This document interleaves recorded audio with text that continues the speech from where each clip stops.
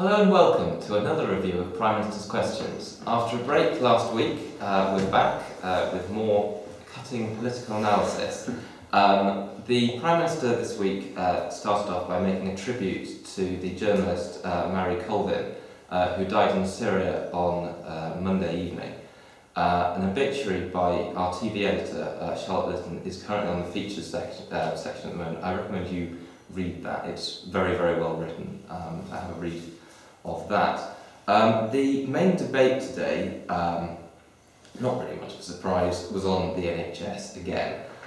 The Prime Minister held an emergency summit on Monday evening to sort of discuss this, and Miliband accused him of excluding the main health professionals at this emergency summit.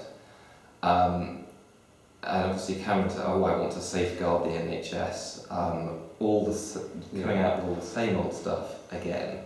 Yeah, obviously no one's in any doubt that the NHS needs to be reformed, and obviously it's still disappointing that Labour are coming up with anything apart from we just need to keep it as it is.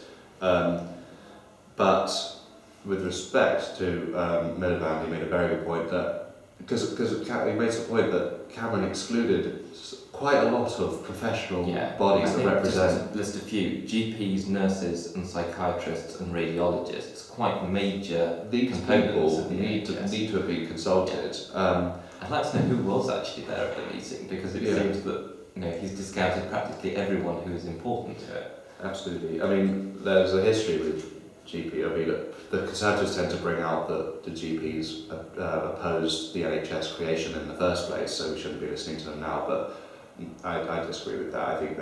I disagree with that as a premise for not listening to them today. We should be listening to the GPs and other workers in the NHS. They are on the front line. They know what it's like, and perhaps more management responsibilities for them will be detrimental to the level of care that can be given.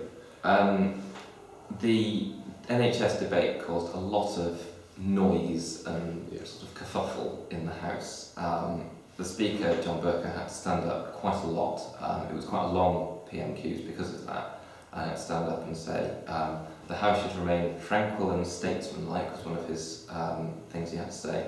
And then he said, parliamentary manners should be observed. I'm not scared of anything, referring to David Cameron saying that Miliband is scared of the risk register, which they voted on last night, on Wednesday evening. It does seem very much that Cameron is at the moment, he's been kind of caught in the headlights and now doesn't know where to turn on the NHS. He wasn't answering questions, he kept on going back to this risk register bill, and it's just sort of... he was very much trying to deflect the questioning.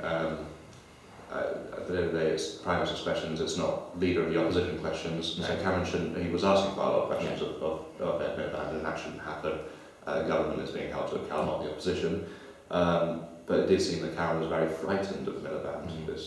It was interesting that after John Burko had stood up, Cameron stood up, actually when Miliband hadn't finished what he was saying. There was a massive uproar in the House about this. Which gave Steve to Miliband's final question. I can't remember what it was, but it was very... He basically called for a simple and straight answer on the NHS, which Cameron simply couldn't answer. Miliband came across as very passionate about it, and it was very impressive. I'm glad that we can finally have a Prime Minister's Questions review where Miliband has been impressive.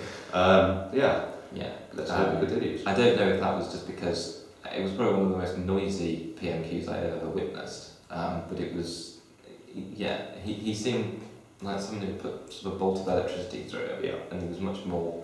A minor one perhaps, but it was a start, So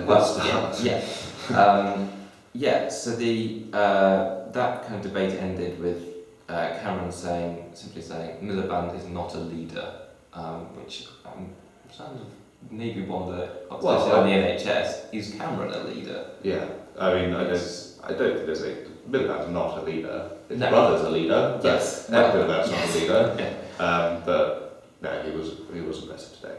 Other topics that were discussed after the main debate were on fostering figures in Lancashire, the conference on Somalia that's going on today, and Scottish Devolution.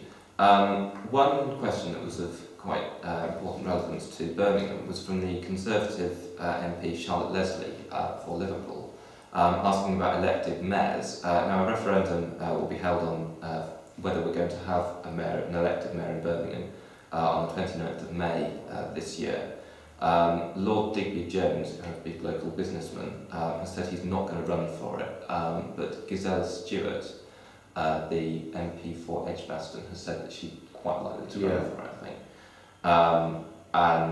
And David Cameron in the question kind of said that he's giving more devolution to cities, which I think is a good thing. As you say, we're really starting to get onto a very American style way of doing things, electing mayors in every city and Yes. police commissioners. I mean, it's arguably a good thing, but, you know, the classic Tories learning from across the pond. Well, yes, quite.